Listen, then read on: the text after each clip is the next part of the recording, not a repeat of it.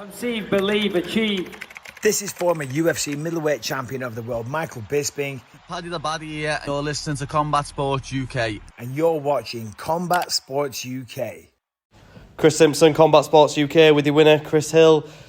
For as long as it lasted, you looked absolutely great out there, pretty flawless. I think when you initially engaged in the striking with him, did you know that you were probably going to get the finish? Not at the start. The initial exchange, it kind of always kind of catches me off guard. I always say, like, it's almost like you need to absorb that first shot to realise that you're in a fight, which, you know, might not be the best way to go in sometimes. But the first couple of shots, I didn't feel like I won the exchange. Maybe I did when I watch it back, I don't know.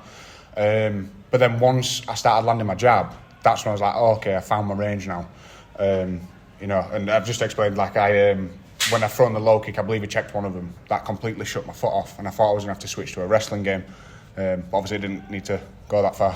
Yeah, and a lot of people will never be in the position to see themselves win by a finish and have the referee stop it. Can you just talk us through how that feels to get that knockout, and how it feels to have the referee stop it, and just the emotions after the fight?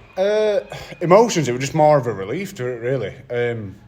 You know, like I've just previously explained, like, I hope that Joe's okay. You know, nobody wants to go home hurt.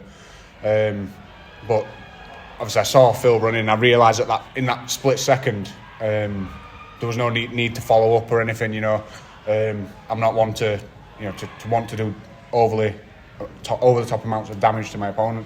If it can be clean and we can both get out unscathed, then happy days. But yeah, in terms of emotion, just relief, really. Happy to get the win, of course, but I didn't plan to lose. Yeah.